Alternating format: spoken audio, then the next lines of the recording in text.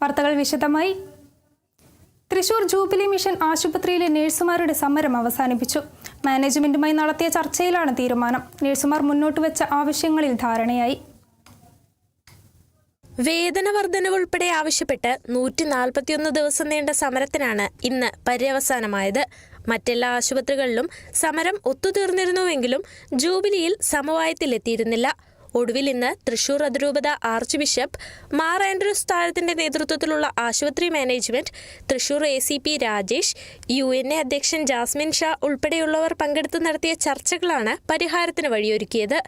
നഴ്സുമാർ മുന്നോട്ട് വെച്ച ആവശ്യങ്ങളിൽ ധാരണയായി. ഈ മാസം 30-നുള്ളിൽ മുഴുവൻ പേരെയും തിരിച്ചെടുക്കും. കരാർ പുതുക്കും. ഇടക്കാല ആശ്വാസമായുള്ള വേതന വർധന സംബന്ധിച്ച കാര്യത്തിൽ ലേബർ ഓഫീസറുടെ നേതൃത്വത്തിൽ ചർച്ച ചെയ്ത് തീരുമാനമുണ്ടാക്കും. വരും ആഴ്ചയിൽ തന്നെ ചർച്ചകളിലൂടെ ഇടക്കാല ആശ്വാസവും ധാരണയിലെത്തിക്കും. തൃശൂർ ACP രാജേഷ് സാറിൻ്റെ നേതൃത്വത്തിലുള്ള ചർച്ചയാണ് യഥാർത്ഥത്തിൽ ലക്ഷ്യസ്ഥാനത്തേക്ക് എത്തിയത്.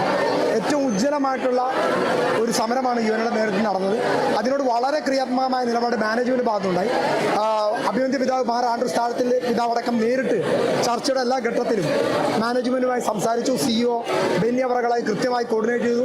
അതിനെല്ലാം പിന്തുണയുമായിട്ട് ജസ്റ്റിൻ അച്ഛനും അതുപോലെ തന്നെ റെനി അച്ഛനും നേതൃത്വം കൊടുത്തോടുകൂടി ഒരു ശുഭകരമായ പര്യവസാനിയായിട്ട് തീരുകയാണ്. സമരം അവസാനിപ്പിച്ച പശ്ചാത്തലത്തിൽ അത്യാഹിത വിഭാഗത്തിന്റെ ഗേറ്റിനു മുന്നിൽ സ്ഥാപിച്ച സമരപ്പന്തൽ നഴ്സുമാർ തന്നെ പൊളിച്ചു നീക്കി. നാളെ മുതൽ തന്നെ നഴ്സുമാർക്ക് ജോലിയിൽ പ്രവേശിക്കാനുള്ള ഉത്തരവ് നൽകി തുടങ്ങും. Kerala vision news, Thrissur.